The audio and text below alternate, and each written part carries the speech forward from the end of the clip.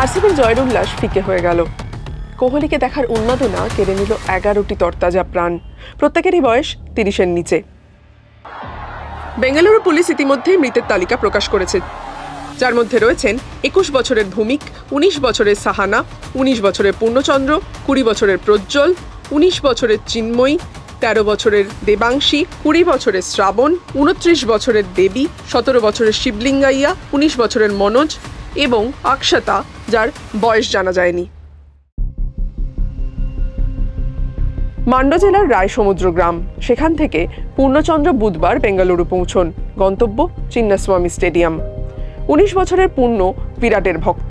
স্টেডিয়ামের গেটে ঢোকার সময় হুড়োহুড়ির মধ্যে পড়ে যান। ভিড়ের চাপে ঘটনাস্থলেই মৃত্যু হয় পূর্ণচন্দ্রের। ময়নাতদন্তের পর বৃহস্পতিবার দেহ বাড়ির লোকের হাতে তুলে দেয় কর্ণাটক প্রশাসন।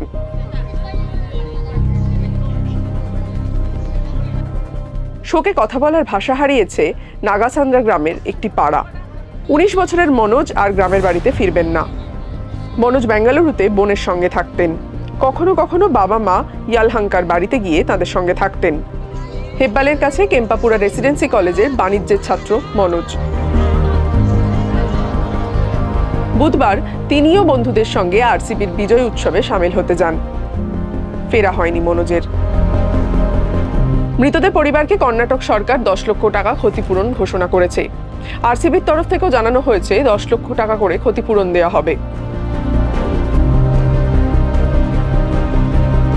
worried about ಪಾಪ ಮಕ್ಕಳು ಚಿಕ್ಕ ಮಕ್ಕಳು ಬಹಳ ನಾನು ನೋಡಿದೆ ಅಂತ 15 ವರ್ಷ ಮಕ್ಕಳು ಎಲ್ಲ ಈ ರೀತಿ ಆಗಿದ್ದು ಏನು 10 ಜನ ನಾನು ನೋಡಿದ್ದೀನಿ ನನ್ನ ಕಣ್ಣಲ್ಲೇ। ಅದನ್ನ ಯಾವ ಫ್ಯಾಮಿಲಿನೂ ಡೈಜೆಸ್ಟ್ ಮಾಡ್ಕೊಳಕ್ সাধ্য ಇಲ್ಲ। এত বড় দুর্ঘটনা কিভাবে, কেন এড়ানো গেল না? দায় কার? শতপ্রণোদিত মামলা কর্ণাটক হাইকোর্টের।